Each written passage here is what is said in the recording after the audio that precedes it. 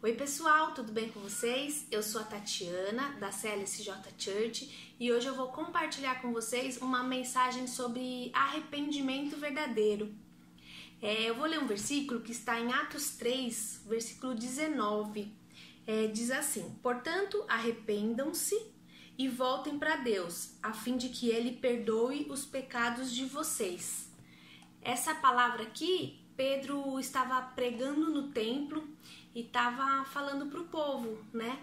Só que ela é super atual, ela é para as nossas vidas agora, hoje, para a gente se arrepender. Deus está falando com a gente, né? Então, o que a gente precisa para a gente se arrepender?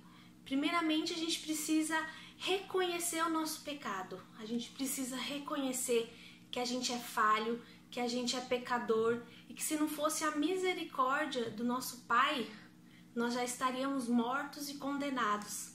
E tem um versículo aqui na Bíblia que nos fala assim também, ó. Está em Tiago 4, versículo 6.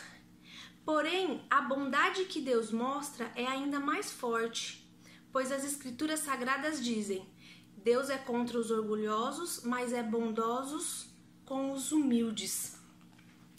Aqui na Bíblia diz que Deus dá graça aos humildes, que Deus se agrada quando a gente reconhece os nossos pecados. Então, o primeiro passo, a gente tem que reconhecer os nossos pecados.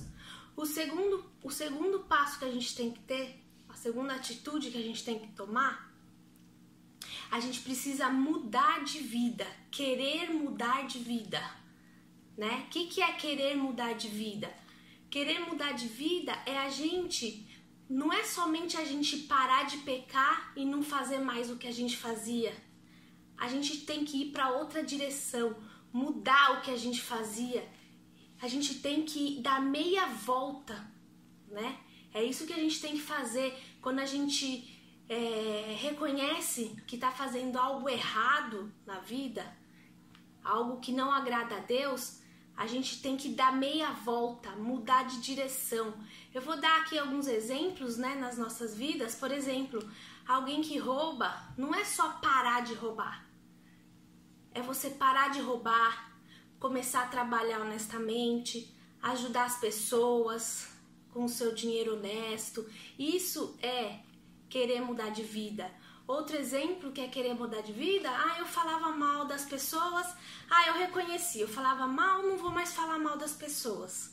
Não é só parar de falar mal, é você parar de falar mal das pessoas e ser amorosa com essas pessoas, demonstrar amor, carinho, demonstrar preocupação com essa pessoa.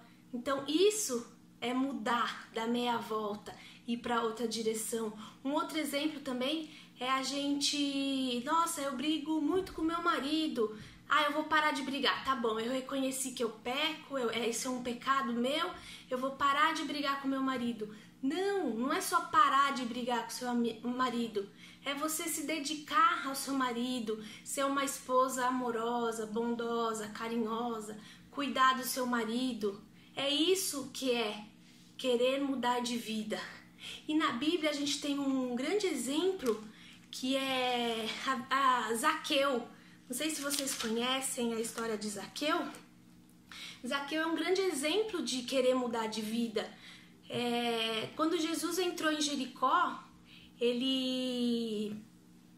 Jesus entrou e Zaqueu subiu na árvore para ver Jesus, né?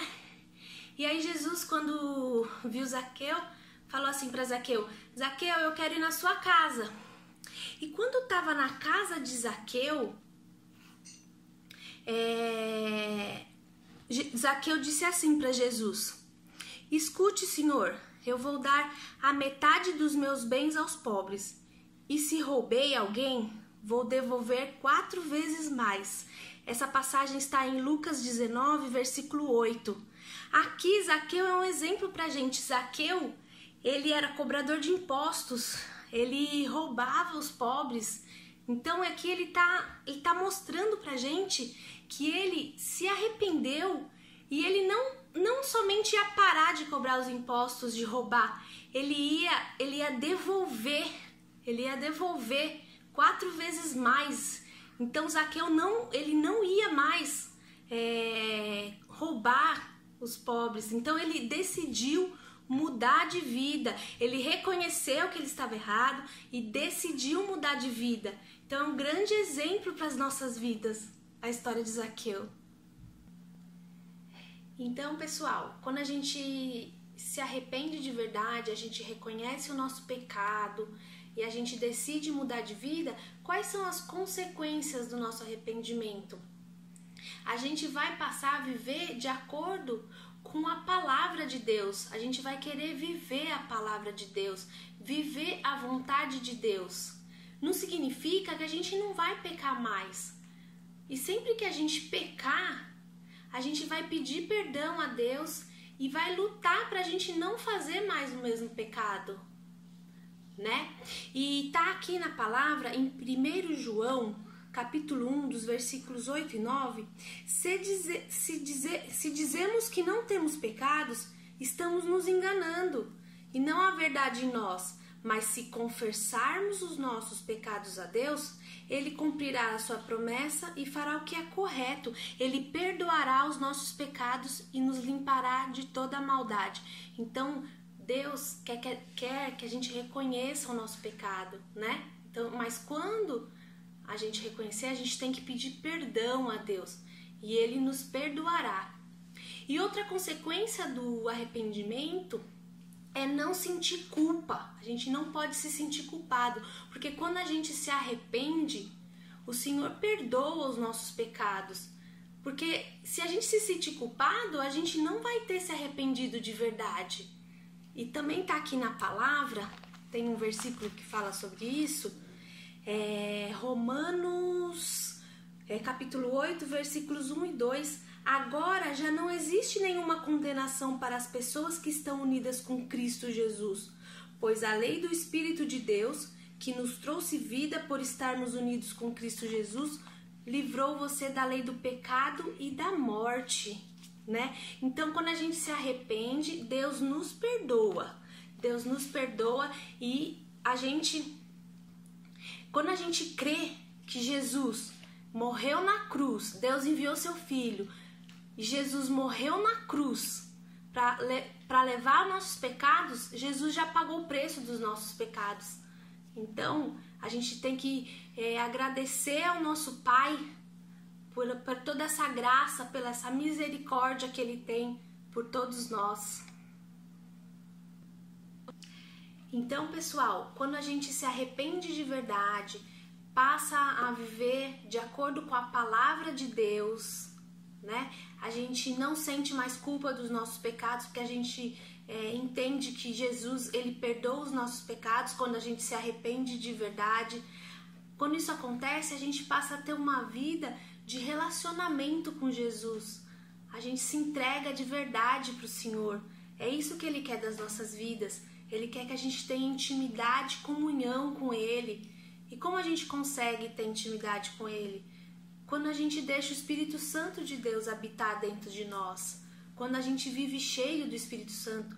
Quando a gente vive a vontade de Deus e não a nossa vontade. Quando a gente vive a palavra de Deus. A palavra de Deus, ela é viva, ela é verdadeira e ela é eficaz. A gente tem que viver a palavra, pôr em prática nas nossas vidas.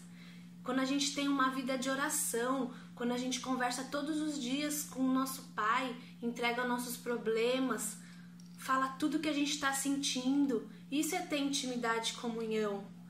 E também quando a gente entende que a gente é totalmente dependente de Deus, é assim que a gente tem intimidade e comunhão com o nosso Pai. Então é isso, pessoal, é essa palavra de Deus hoje para as nossas vidas. Se você gostou desse vídeo, curte, compartilha. Se não é inscrito no canal, você se inscreva no canal e que Deus nos abençoe e nos proteja. Amém.